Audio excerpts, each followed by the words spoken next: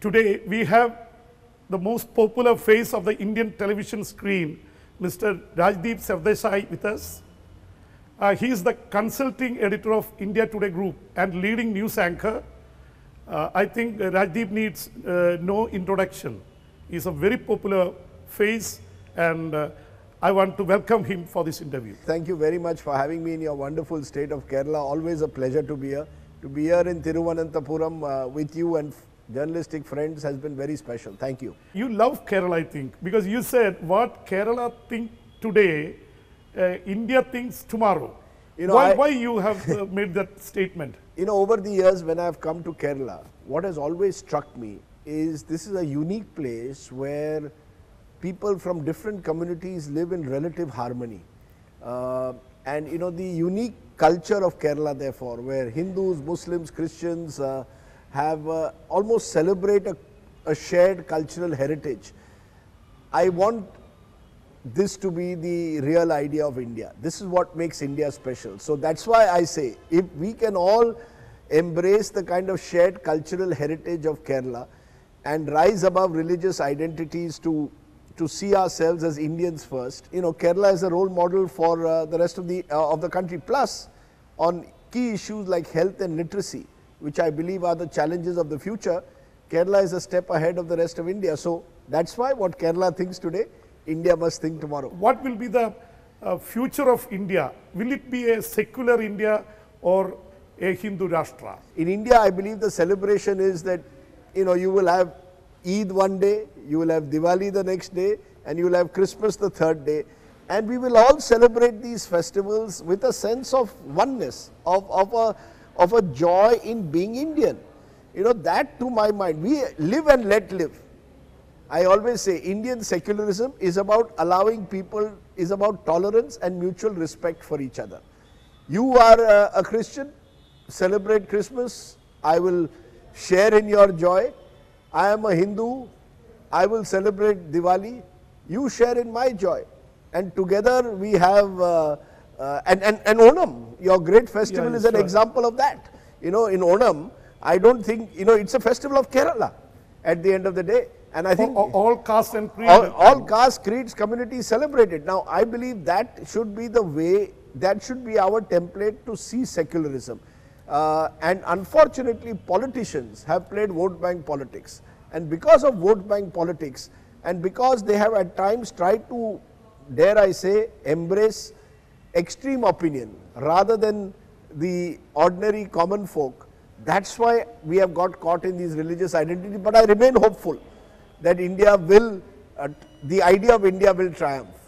You have written a book on Indian Prime Minister Narendra Modi, how he won the elections, and also you have wrote against him. So, how do you think the role of Prime Minister Narendra Modi in the Indian scenario, comparing with the other Prime Ministers, including Nehru, Indira Gandhi, Rajiv, and all other Prime Ministers? Look, you know, without comparing Prime Ministers, I would say Mr. Modi is a unique figure. And when I wrote my book in 2014, the election that changed India, I saw Mr. Modi as being someone who found himself at the right place at the right time. The Congress was in decline. There were a lot of allegations of corruption against the Congress.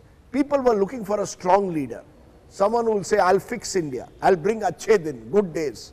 And Mr. Modi was able to use his Gujarat, so-called Gujarat model to project that image. There are some achievements of this government, digitization, infrastructure, the Modi government has done remarkably well. On the other hand, I think some of the exercises like demonetization and also generally the social climate in the country are areas where there is a question mark.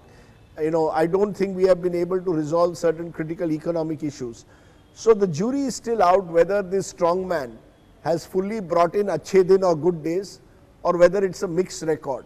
And I think we should judge Mr. Modi perhaps when he finishes his political career, rather than now, because we don't know what tomorrow will bring. In the Congress party, there is an election that is going on, you know, for the AICC presidency. And Mallikarjuna Kharge is on one side and Dr. Shashi Tharoor on the other side. It's happening after 22 years. How do you rate the internal democracy in the Congress? You know, I think it's good to have an election.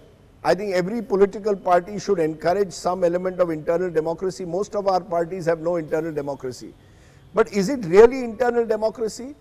Or is the party leadership in Delhi trying to ensure that Kharge wins and Tharoor loses? Why is it that phone calls are being made to Congress delegates from Delhi, telling them to make sure they vote for Kharge? Then it is not a free and fair election.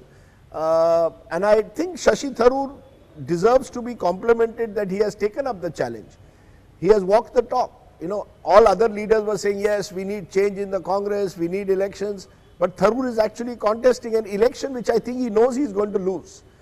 And I wish all these elections which were held are actually free and fair. Then it is internal democracy. You can't have people from the Congress High Command ringing up delegates and saying, please vote for one person. High Command should stay out and the best person should win. I am not saying Tharoor necessarily is the only person who can help the Congress. I think the Congress needs a collective and there is no magic silver bullet. You elect someone as president and Congress will suddenly revive. But I do believe that Shashi Tharoor has successfully made the point that he feels the time has come for change. And therefore, as a face of change, you've got to give him some credit for contesting an election. National channels, especially the English channels, are saying the candidates are not from the Hindi belt. So they said it's a kind of weakness. Can we say that it should be, the president of a party should be from the Hindi belt? No, no, not at all. In fact, very interestingly, James, I asked this question to Mr. Tharoor in an interview I did, and he immediately started speaking in Hindi. Oh. And then made another good point. He said, will you ask other leaders from North India, can they speak Malayalam? Can they speak South Indian languages? Look, I don't think it is necessary to have a leader from the Hindi heartland. But yes, the political weight of the Hindi heartland is much greater at the moment in the South. And the Congress in particular needs to get its act together in the North. It doesn't mean that you have to have a president from the North, but as I said, you need more than one leader. I often wonder, in a country as large as ours, you should have one leader from North, one South, East, West. I mean, if you are a national party, you should represent all 4 regions of India. So maybe there should be 4 presidents or 4 vice presidents. But no, it's not necessary to my mind to have someone from North India, but it helps to know Hindi well. Hindi is a major factor. Mr. Modi, for example, is from Gujarat, but his Hindi is excellent. Yeah, he is a good orator also. Very good orator in Hindi. But, you know, I think most people today in public life should know more than one language. You said about the high command of the Congress, they should be neutral, but there is an allegation that the high command internally with some other leaders trying to support Mallikarjuna Kharge, and Shashi Tharoor is complaining. So do you think it's a fair game? No, it's not fair. As I said, I think if the Congress High Command wants to stay neutral, which is what they should not be telling their loyalists to ring up people, telling them vote one side or the other. If they want to, do it openly. Don't do it like this, you know, ringing up people. Please, then make it an open campaign. The Ukraine war is going on. So, day before yesterday, Indian Prime Minister Narendra Modi was speaking to Vladimir Zelensky, President of Ukraine. He invited Modi to come to Ukraine. And also the Russian President, when they met also, Putin was inviting India to Russia. There is a dilemma in the foreign policy of India? You know, James, the world has changed. You mentioned non-alignment. Non-alignment was possible in a Cold War era, where Russia and the US were in an eyeball-to-eyeball confrontation. We decided to stay away, along with several other countries. Today, it's a multipolar world. We have interests with the US, we have interests with Russia, we will have interests with Ukraine as well. No one country can today play the role of Globocop across the world. And I think therefore we have to tread more carefully. And I think we have managed to some extent to do that.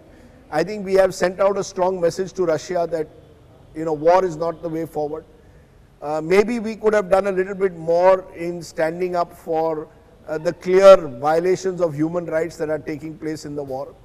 But we also have concerns of our own in terms of our oil that we need from Russia. Foreign policy in today's world has to be very finely nuanced. Do we have a failure in dealing with China and Pakistan?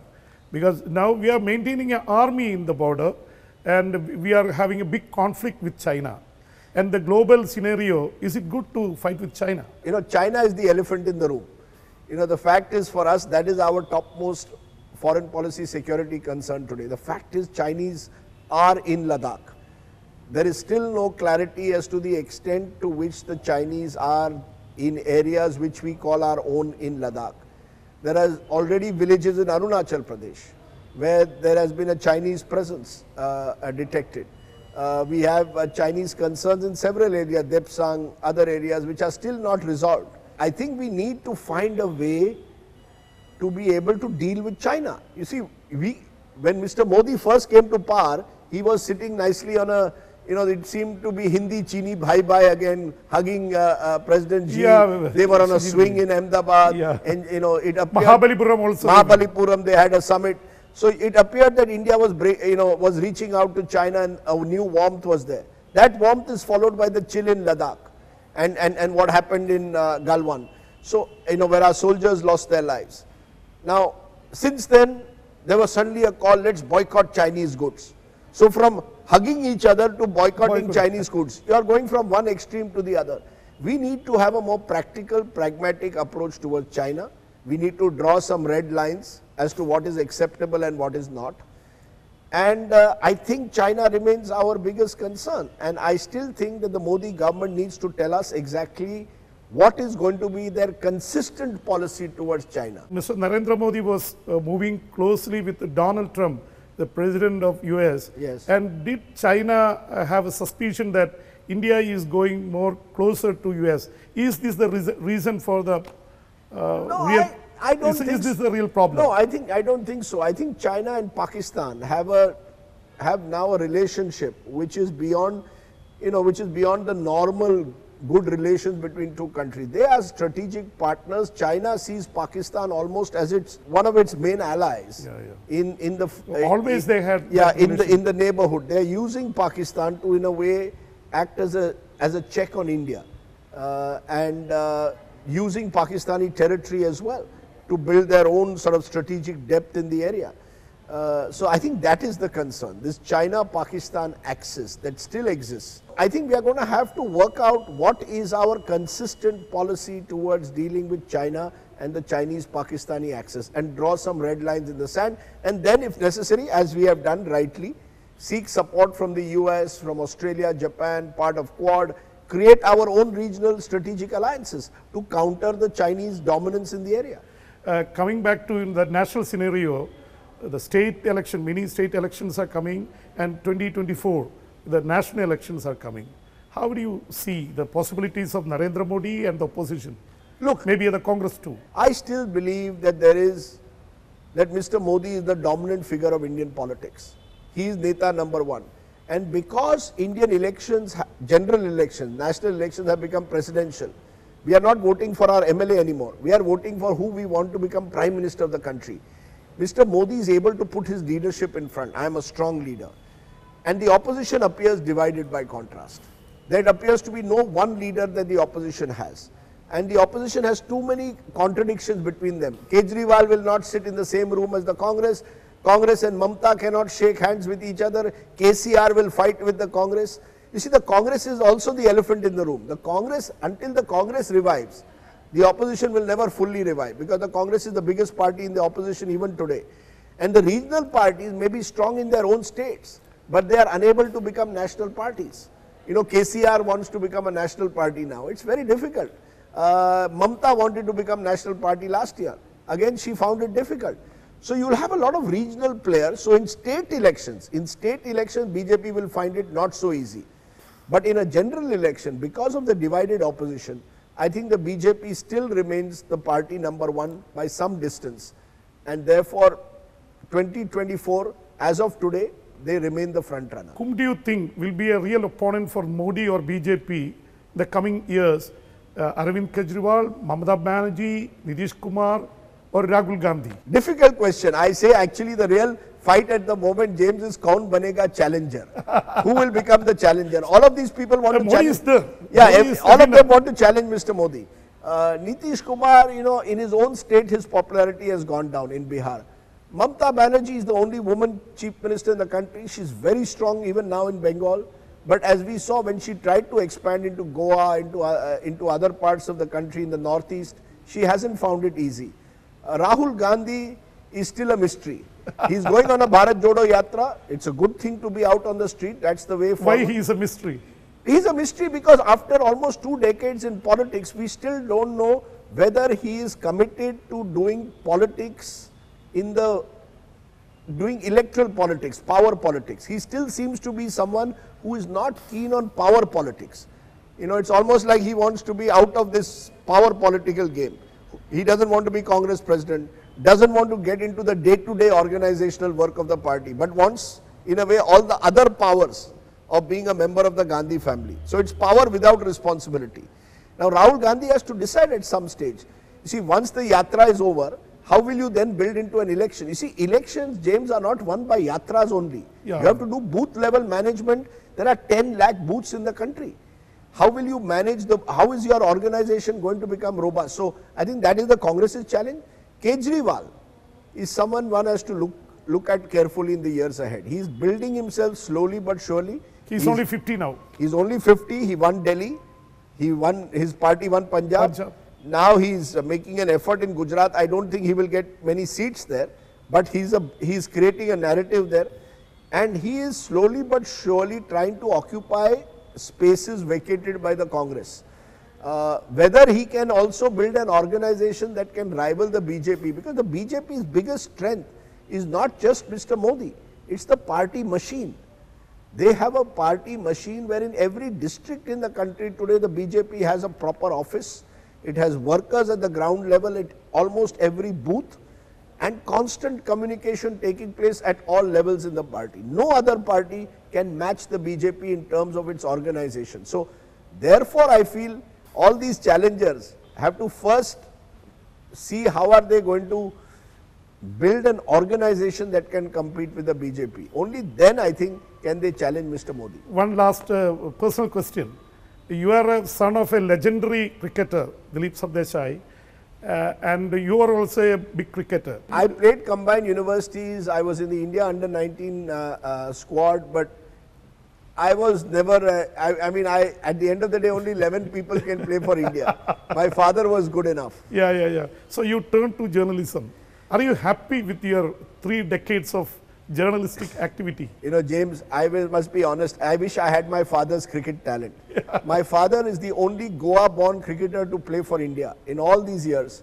Came from a small village or town of Madgaon, then it was like a small village town, now it's a bigger city. But came from there, no formal training in the game, no godfather, played for India at the age of 21. Because God had given him the talent. The first double century outside India. That's right. First double century in Test cricket by an Indian outside India was by him against West Indies in Jamaica, 212. And, so I've always admired the fact that he was totally self-made, used his talent and hard work to reach where he was. I had a lot of interest in cricket, but I didn't have the talent and I didn't work hard enough. And I think when you fail at cricket, fail at everything else, there is always journalism. So journalism became almost like me a career option because, I wanted to do I was always passionate about news. I have been always very, very passionate, James, about news. I used to be, when I remember 10, 11 years. Maybe in the family also, your wife is also a journalist. My wife is a journalist. And how do you see? Is it a synergy or do you find it difficult? Both are journalists. No, it is good and bad, because the good part is that we can bounce ideas of each other. The bad is we then end up talking journalism sometimes at home, which is not great. But our children are not in it. My son is a surgeon and our daughter is a lawyer. So they are out of this world. But I was from a young age excited by news. I remember a 10-year-old going to take the paper first when it would come early morning. I'd go and pay. That's why I like Kerala. Kerala loves newspapers. I love newspapers. And the hot tea and newspaper. I can't live without a newspaper. For me, TV is not, my first love is still the newspaper. Yeah. I enjoy. You also worked first in Times of India. That's right. I enjoy doing TV, but to me, you know, my real love is a newspaper. Because, you know, when you see a newspaper coming into your hand in the morning or late night when the newspaper even the smell of it. I love the smell of a newspaper. So I was a, you know, but the new generation, they are not interested. The new generation, no, but you know, to their great credit, they are driven by technology. Now you get all the news on a mobile phone. So they are a new world, and I have a, you know, lot of respect for their energy, their ideas. So I believe we should combine the new and the old. Newspapers won't go anywhere, TV will not go anywhere, and digital is the new world. And let them all flourish. We should be in a multimedia world. So great speaking to you, Rajdeep. Thank you very much, James, and once again to you and your channel. Okay. All the very best.